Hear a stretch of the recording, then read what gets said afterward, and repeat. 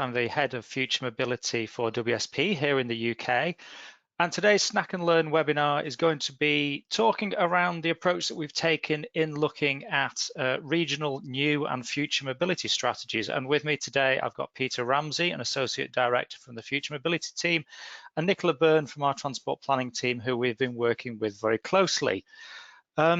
A little bit of housekeeping. The handouts from the presentation today are in the handouts drop down in the panel, and you can ask questions as we go, and we will have Q&A at the end of the session, where if you've got any burning issues or observations, please get in touch with us in the questions box and we can discuss when we get to the end of the session.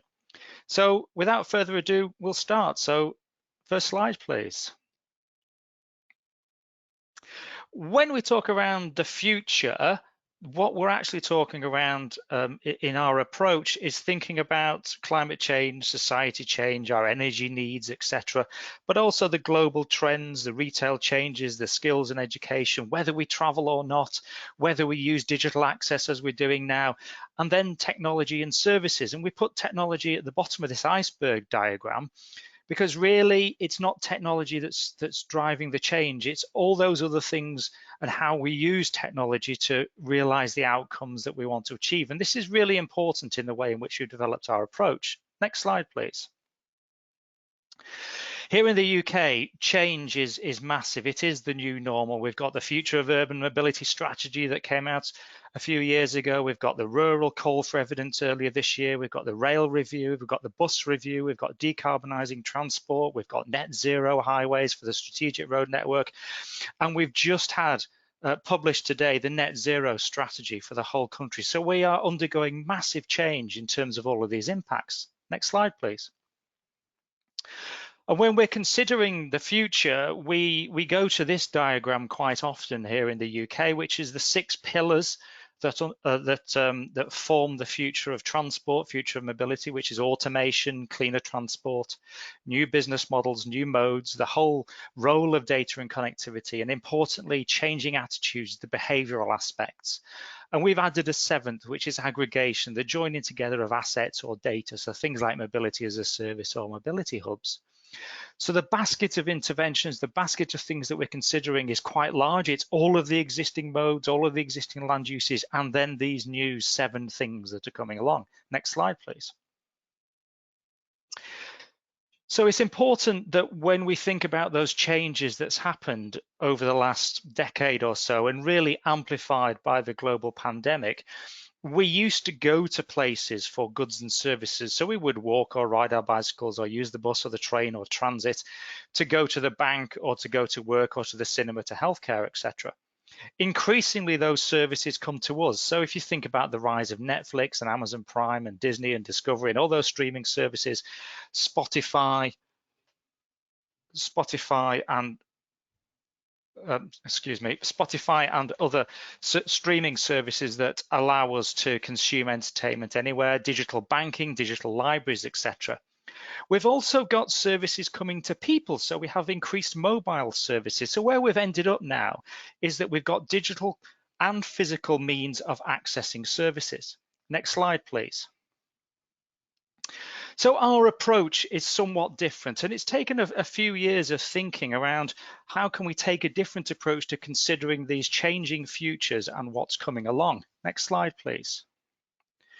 So we think about people. We're thinking about the young, the aging, the life stages and events, gender orientation, ethnicity, socially and financially excluded, the disabled, and the behaviors of all of those people, and importantly, the intersectionality between those people. So what are the needs at those different life stages and those different backgrounds? Next slide, please. If we think about the activities that people undertake, retail and leisure and healthcare and workplace and employment, education and learning, tourism, leisure and social activities, and importantly, the deliveries and logistics that allow all of those things to happen. So we're really thinking about this basket of activity. Next slide, please. And then we think about places. So we're focused as planners largely on the urban and on the peri-urban. Increasingly, we're looking at the rural, the remote rural, and the coastal areas. And this is really important because the people in those places, the needs of people in those places is very different. Next slide, please. And we think in terms of the community outcomes that we want to achieve, not just the transportation outcomes. So friendlier, greener, happier, healthier, more productive, prosperous, quieter, and safer and more secure, as well as the benefits that we would want to seek from transportation systems and transit systems. Next slide, please. So we're thinking within a human-centric, place-based ecosystem. And what I mean by that is mobility, transit, digital, energy, people, places, activities, and the behaviors of those people. So this is a very different approach to thinking about that transportation ecosystem. Next slide, please. And at this point, I'll hand over to my colleague, Peter, who will run through the work that we've done for the Transport for South East for the region in the UK. Thank you. Thanks much, Giles. Yeah, so as Giles mentioned, I work with Giles in the Future Mobility team here in the UK, and I was project manager for the Transport for South East Future Mobility strategy. So for those of you who don't know, England is split up into 7 different areas, and there's a subnational transport body for each one. TFSE, Transport for South East, covers that area just south and southeast of London, so from Kent in the east to Hampshire and the Isle of Wight in the west. So we were appointed in April 2020 to undertake the future mobility strategy and develop it with some sub-consultants for TFSE, but our work with them started a couple of years beforehand. So as part of their wider strategy development process to develop an overall strategy for transport in the southeast, TFSE appointed us to look at the future of transport technology a couple of years beforehand, and that then moved on to us developing the brief for this piece of work, and then competitively we tendered and successfully won this piece of work, again starting in April 2020. And it resulted in a suite of documents, so the strategy itself, a supporting strategic plan covering the rollout of different interventions and a monitoring and evaluation plan, and then a large tome of technical reporting behind it as well. So 3 core documents, all available on their website. And just a bit of an overview to the transport strategy. So it defines the future of mobility within the south east of England's context and identifies the signal, trends and trajectories impacting on mobility and more broader. So the signals, those things that are just starting to impact mobility, just appearing over the horizon that we're starting to think about. The trends being those signals moving into things that we're starting to invest in, either in the private sector or the public sector, starting to think about in transport policy terms. And then the trajectories, those things that are now starting to become closer to business as usual, that large amounts of investment are coming in, that they're starting to appear on the ground in a range of different places, but perhaps not everywhere. And all that we think about signals, trends, trajectories in that approach to business as usual. And we think about how all those things impact mobility and define, they all coming together, define that future of mobility. We worked with TFSE and stakeholders to develop a vision based on the wider transport strategy, that vision for future mobility and supporting objectives for strategy.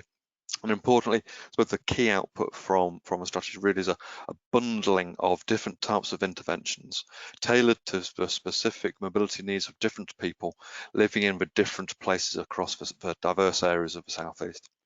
This complemented by a range of different measures needed to support the rollout of those bundles, and we developed identified the roles and responsibilities both of TFSE itself and a range of quite disparate partners across the southeast in delivering the strategy itself, and developing that monitoring evaluation framework to support and oversee the delivery of a strategy, but also for wider delivery of future mobility across the southeast and broader changes across the country. So Transport Southeast keeps up to date with changes in this field. Here's a strategy vision. I won't go through that in fine detail, but essentially setting up the southeast of England to have a globally leading sustainable mobility ecosystem, particularly focusing on accelerating the move to net zero within the southeast. Ensuring that it's at the forefront of innovation, integrating new technologies, modes and services alongside the important dependencies of digital communications and energy. But absolutely central to this is that it's very much people and place focused. What the people's needs are and where they live, work, learn and play. That will steer the actions and activities of TFSE, and absolute priority is that the strategy is inclusive and responsive to everyone's needs and provides choices and opportunities for all. So we had a very long, detailed methodology to deliver a strategy, starting with a more traditional approach, but towards the end, very much taking a new approach to identifying bundles of interventions. So we developed a very long list of future mobility focused interventions, looking at engagement on policy, services and infrastructure, prioritize those using a multi-criteria assessment framework, looking at the different sets of objectives and how well those different interventions could support those objectives and how deliverable they were. We then split out some of those interventions, the services and modes and infrastructure interventions, and looked at how they match and support the needs of different people and how they support different types of places within the Southeast. That enabled us to bundle up those interventions for different types of place, and then look at how, through 5 steps to delivery, through piloting, through evaluation and learning, through planning, through deployment, and then eventually monitoring and evaluating, how those different interventions could be delivered at different stages within the Southeast. We then looked at who would deliver those interventions, whether that was TFSE, whether it could be the private sector, the rest of the public sector, third sectors, and even the academic sectors. What are the partnerships needed to deliver those bundles of interventions?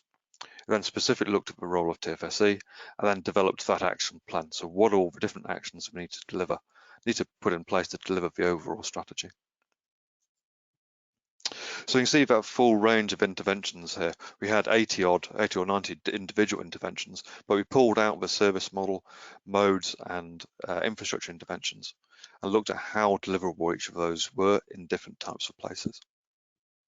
So you can see there's a range of some interventions that are really starting to come to the fore that are being delivered more widely, such as EV charging, such as mobility hubs, but other newer interventions that are much more of a signal and a trend rather than a trajectory.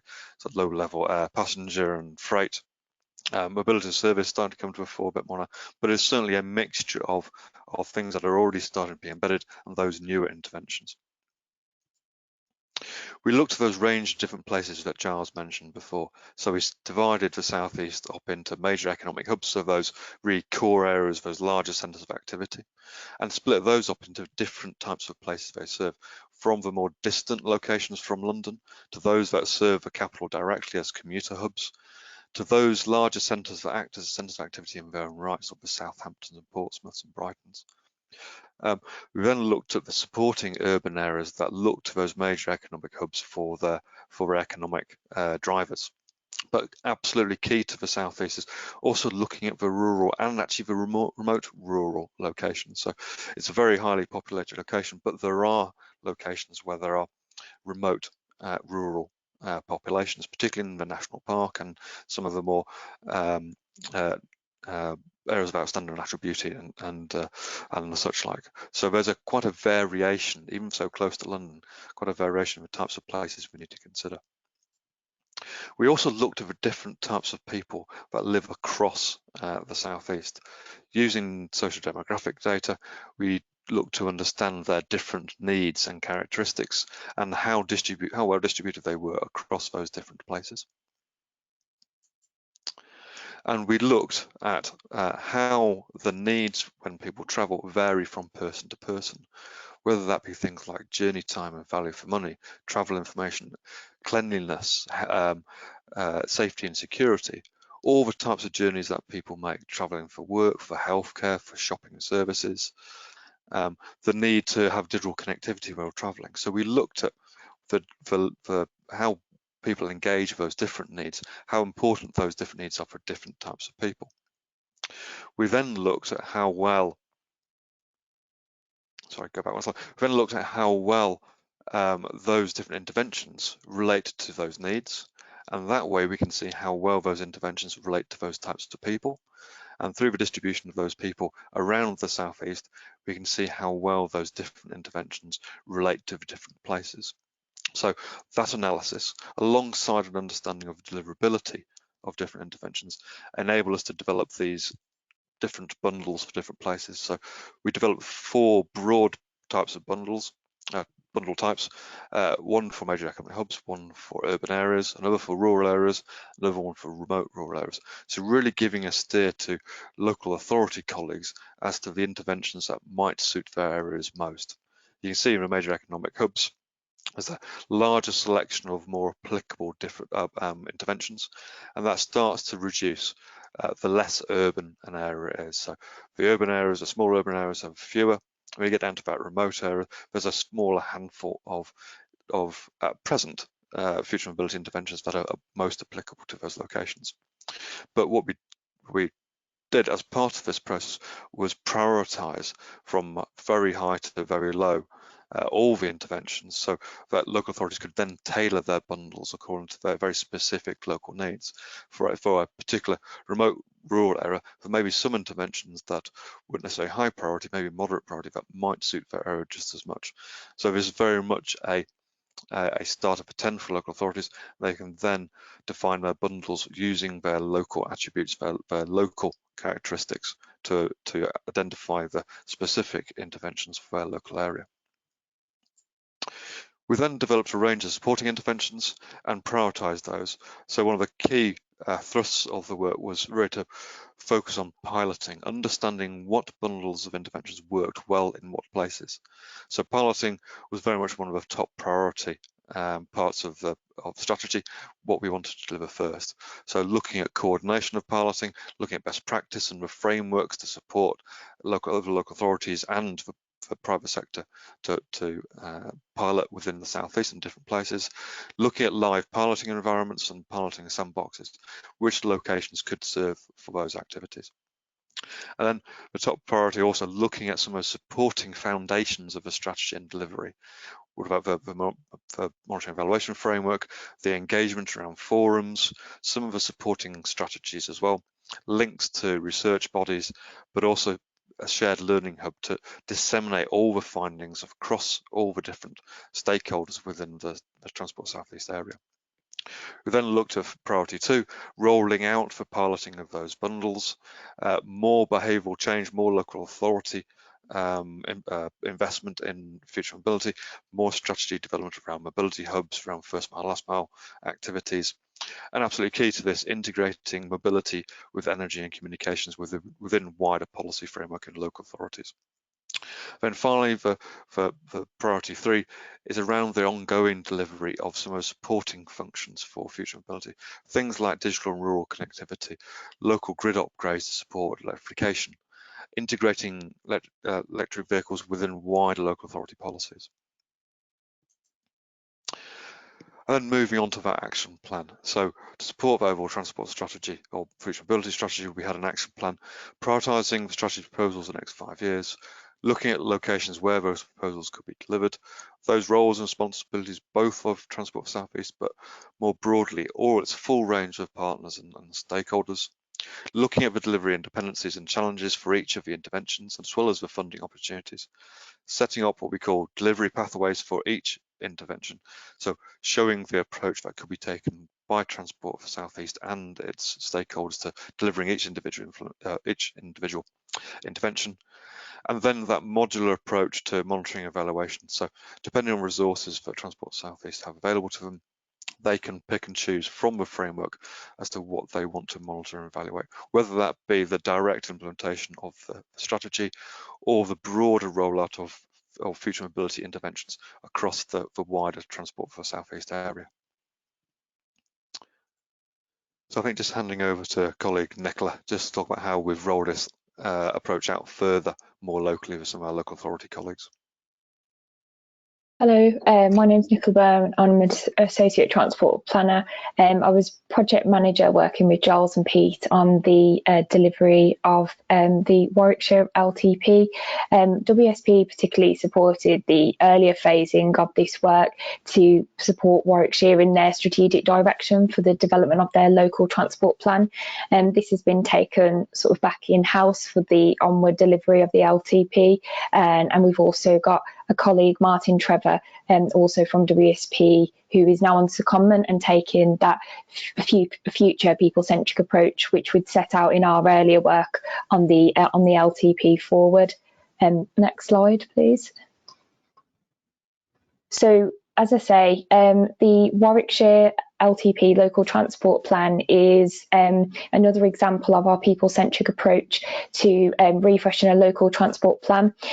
We developed an issues and opportunities report as well as an evidence base that supported this to set out the strategic themes for Warwickshire's local transport plan. They could then use these strategic themes to set out the structure of their main LTP document and also the associated sort of daughter documents, wider strategies that they needed to take forward sort of the actions and onward delivery of the plan going into the delivery period. If you just jump to next slide. So similar to Pete said, Warwickshire is quite an interesting geography. It's got a sort of a number of market towns. It's quite a historic town. It's based in the West Midlands area, but it's also got quite a rural mix as well. And part of our people-centric approach was to make sure that Warwickshire were developing a whole Warwickshire approach, and that was brought through in their strategic themes. So our strategic themes coming out of this needed to focus around that people, place, activities focus, as well as wider strategic themes of health and well-being, the economy and the environment. And our issues and opportunities report focused on this, as well as our evidence base actually providing that backup. And as you can see on screen here is some evidence in form of some Experian mosaic data that sets out the personas, and this is the different sorts of types of people outside of your more standard sort of ONS or demographic analysis that you would maybe more traditionally look in transport planning. What's been really successful with our early work in helping Warwickshire to set out that early phasing of and structure of their LTP is that they've taken our approach forward and then actually took it to public consultation and wider consultation with stakeholders to ask them what they thought their key sort of strategic themes were and what their core direction of the local transport plan development would be. And actually our earlier issues and opportunities report set out more or less exactly those key themes, issues, opportunities and focus areas that Warwickshire needed to take forward for their LTP. And I think that's a really, sort of good success story for this more people-centric approach, and the approach that's also been sort of similarly taken with TFSE and in other sort of core strategic documents that were helping to support other local authorities and elsewhere take forward. So I think we're sort of providing wider support now ongoing to Warwickshire, but that early work that we've undertaken has set a sort of a core foundation that they've and a proven sort of focus of our themes, and how even sort of 18 months on from initially writing that report, those themes and that people-centric approach is more or less unchangeable and can flex with the different needs of society, considering we've had a pandemic and other issues have emerged over time. These things that we've set out have actually proven to sort of stand the test of time this far.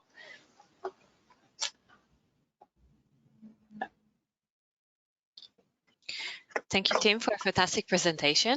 So before moving into the Q&A period, I would like to remind attendees to enter your question in a question box on the GoToWebinar platform. And also you can download a PDF version of the presentation from the handout box on the dashboard. I will start with the first question. Do you think regional strategies have a role to play in planning and delivery? I think it's an interesting question, because taking the regional view in terms of the top level aims of a region in terms of society, economy, energy, those sorts of things, which is what we've been doing in this regional based work, does lead us to some very different questions that if you were just looking at it at the local level. So I think there's a very interesting approach to take, that you get cross-boundary issues that you might not observe, you get network issues you might not observe, and you can come up with interventions that might tackle those in a different way. I don't know what you think, Pete. You're on mute. Had to be one, didn't there?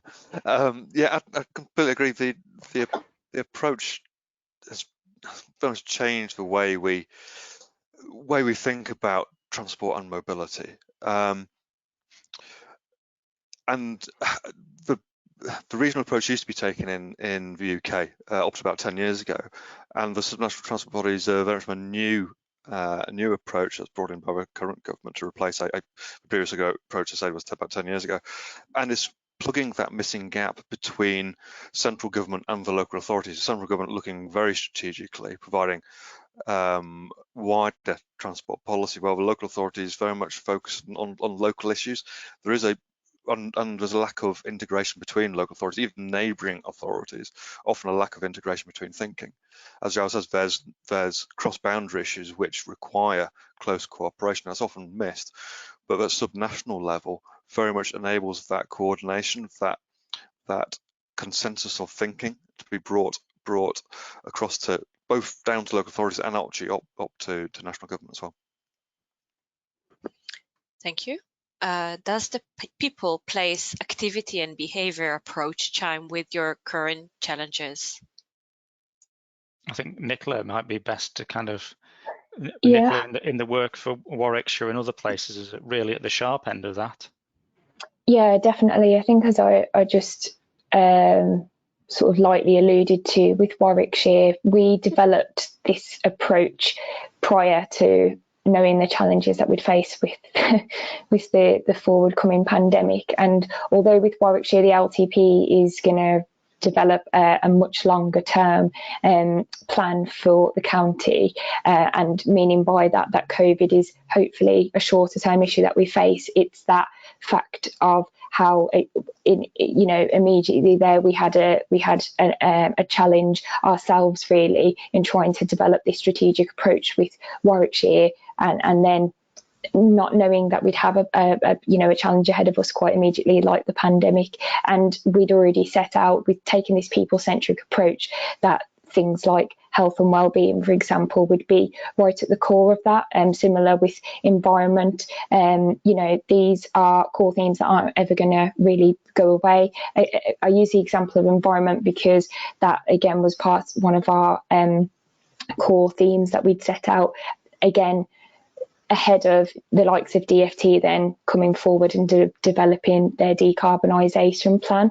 And it's helped Warwickshire by taking this approach to make sure that they are sort of ahead of the game and taking that more forward thinking approach. And I hope that, whatever the sort of next challenge is, or, the next sort of key areas of guidance that come through from the likes of DfT, again, we've got quite a sturdy structured approach there, and that people-centric approach is going to be able to sort of take on any of those emerging issues and challenges that sit underneath that. Yeah, I think I just add to that taking this people, place and activity and behaviour-based approach is really changing the angle of approach to mobility. We've spent so many years and decades focusing on modes, and if you plan for modes you get more modes. If you plan for people and understand their challenges and understand the challenges of different places, you start to get different answers to those perhaps similar questions, and it's been quite transformational, and we've really had strong buy-in both from clients and from stakeholders that it's the right way to go. We talk about challenges rather than starting, particularly from a future mobility point of view. So many start with the solutions, with the technology.